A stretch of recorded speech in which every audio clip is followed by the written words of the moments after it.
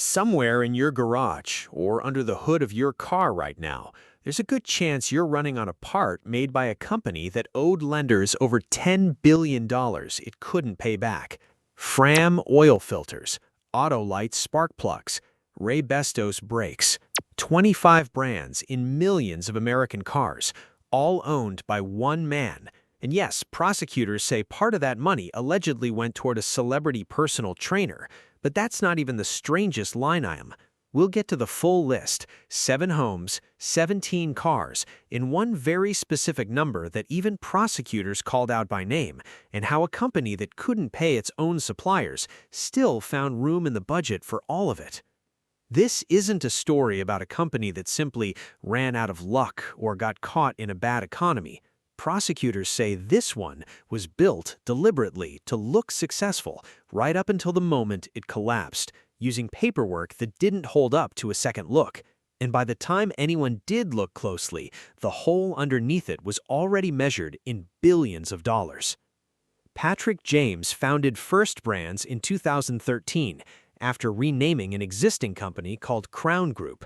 His pitch to Wall Street was simple and, for a while, incredibly effective. Buy up faded but trusted American auto parts brands, the ones everyone's seen on a shelf but nobody thinks twice about, and roll them all into one company. FRAM, founded in Rhode Island in 1932. Autolite, founded in Toledo in 1911. Raybestos, the Connecticut brake maker that invented the woven brake lining back in 1902. Trico windshield wipers. Carter fuel pumps. StopTech performance brakes. Anco wiper blades. In just over a decade, James assembled 25 of these household names into a single company generating close to $5 billion a year in sales. To Wall Street, this looked like one of the smartest plays in American manufacturing. These weren't flashy startups. They were unglamorous, essential products that every car on the road eventually needs, sold through the same auto parts stores and repair shops that have operated the same way for decades. Lenders loved that stability. Jefferies, UBS, and BlackRock all helped fund the growth, betting that a portfolio of trusted, boring, essential products was about as safe an investment as you could find. The company grew through debt-financed acquisitions, buying one struggling legacy brand after another, and on paper, it looked like a rare American manufacturing success story in an era when most of that industry had already moved overseas. Here's what actually happened. On September 28, 2025, First Brands and dozens of affiliated entities filed for Chapter 11 bankruptcy in a Texas federal court. At the time of filing, the company had more than $9 billion in liabilities and exactly $12 million in the bank. That's not a rounding error. That's a company that owed roughly 750 times more than it had in cash on hand. Federal prosecutors said at the arraignment that the fraud caused more than $10 billion in losses, hitting, in their own words, some of the most sophisticated financial institutions in the world. The indictment, unsealed in January 2026, accuses Patrick James and his brother Edward, a senior First Brands executive, of running the scheme for 8 years, from 2018 to 2025. The method, fabricating and doctoring invoices, then selling them to factoring companies, lenders who advance cash against a business's outstanding customer bills, a completely normal financing tool used across thousands of legitimate companies. The problem, prosecutors allege, is that many of these particular invoices were fake or had already been pledged to a different lender, sometimes 2 or 3 times over for the same underlying transaction. When those lenders eventually tried to collect on what they'd purchased, they discovered the paperwork simply didn't correspond to real existing deals. What had looked for years like a stable and growing supplier of parts to nearly every car repair shop in America turned out to be quietly running on borrowed money stacked on top of more borrowed money, disguised as ordinary business. Patrick James was charged with 9 federal counts, including operating what's legally called a continuing financial crimes enterprise, a rarely used statute carrying a mandatory minimum of 10 years and a maximum of life in prison that Congress originally wrote after the savings and loan crisis to prosecute the leaders of large-scale organized financial crime. It's essentially the white-collar equivalent of a law usually reserved for cartel bosses. Both brothers pleaded not guilty in February 2026. Patrick James was released on a $50 million bond, secured partly by his home in the Hamptons, a detail that turns out to matter a great deal later in this story.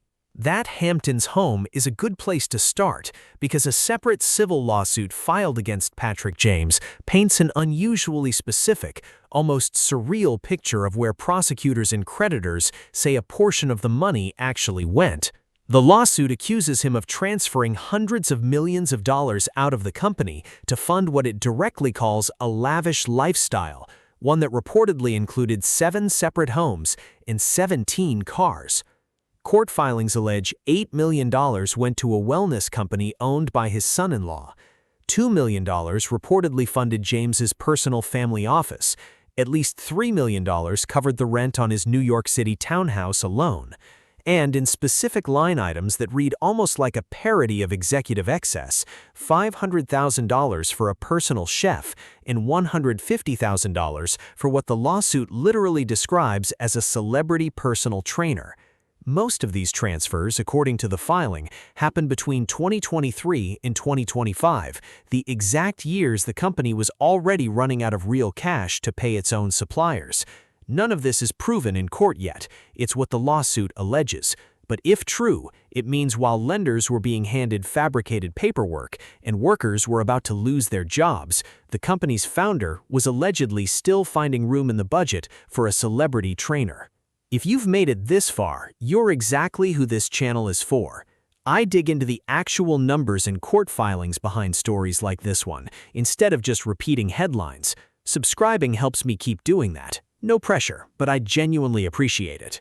Here's the mechanism most coverage of this story glosses over, and it's actually the most important part to understand if you want to know how something this big can go unnoticed for 8 years.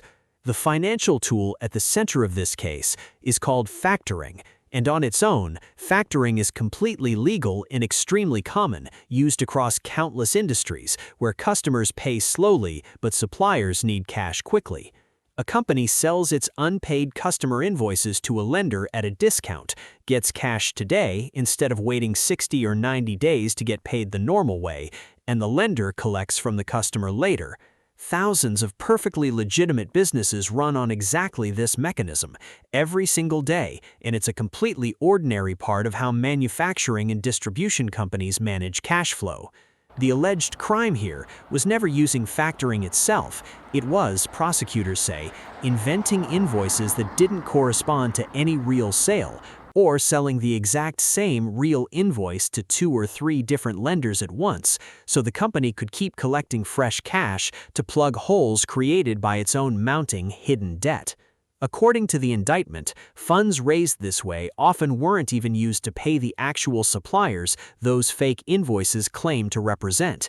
Instead, prosecutors allege, the money went toward interest payments on other debt, rent, leases, and other operating costs, keeping the entire structure standing for one more quarter at a time, in what one court filing described as effectively borrowing from tomorrow to survive today, over and over for years.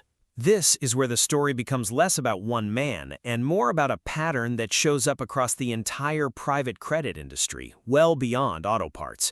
A roll-up strategy, buying dozens of smaller, trusted brands and combining them under one financial umbrella, isn't inherently fraudulent at all.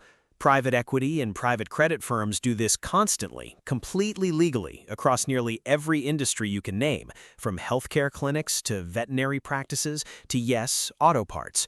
What makes a roll-up particularly vulnerable to exactly this kind of fraud is the same thing that makes it attractive to investors and lenders in the first place. It's genuinely complicated. 25 brands, dozens of overlapping legal entities, layers of off-balance sheet financing, that complexity is very good at hiding a hole in the numbers, right up until a lender finally asks a specific question the company can't answer without unraveling everything else alongside it. First Brands reportedly told some of its senior lenders directly that it wasn't using this kind of off-balance sheet financing, even as prosecutors allege, other parts of the company were quietly taking on billions of dollars in exactly that kind of hidden debt, inventory-backed and otherwise, at the very same time. It's a reminder that the line between an aggressive but legal financing strategy and outright fraud often isn't about the tools being used. Factoring, private credit, off-balance sheet structures are all legal on their own. It's entirely about whether what's underneath the paperwork is actually real. Patrick James isn't the only person implicated in this collapse. His brother Edward, also a former senior executive at First Brands, faces 8 of the same 9 federal charges. 2 other former executives have already pleaded guilty and are actively cooperating with the government, Peter Brumberms and First Brands' former chief financial officer, whose cooperation, according to one financial news outlet, could give jurors what amounts to a roadmap into a fraud that caused billions of dollars in losses. Both James brothers have pleaded not guilty and are legally presumed innocent unless proven otherwise in court. Patrick James's legal team has publicly said he looks forward to presenting his case. The trial, originally scheduled for July 2026, has since been pushed back to February 2027, with pre-trial hearings beginning this very month, which is exactly why this story is back in the news right now. In the meantime, the human cost of the collapse is already very real, and it didn't wait for a verdict. Roughly 17,000 jobs across North America were put directly at risk. Several brands, including Autolite and Cardone, have already wound down operations entirely, cutting around 4,000 jobs. And because First Brands supplied parts directly into the manufacturing lines of major automakers, its collapse didn't stay contained to one company. General Motors and Ford both had to arrange emergency prepayment financing, paying tens of millions of dollars up front just to keep parts physically flowing to their own assembly lines for even one more week of production. It's also worth noting that some investigative reporting has started asking a harder question, whether placing the entire blame on one man, however serious the allegations against him, oversimplifies a collapse this size. A company with thousands of employees, dozens of lenders, outside auditors, and layers of executives doesn't usually run entirely through one person's decisions alone, and how much of this fraud, if proven, was orchestrated by Patrick James personally versus enabled by everyone around him is likely to be one of the central questions at trial. So maybe the real lesson here isn't really about one company, or even one alleged scheme by one ambitious founder.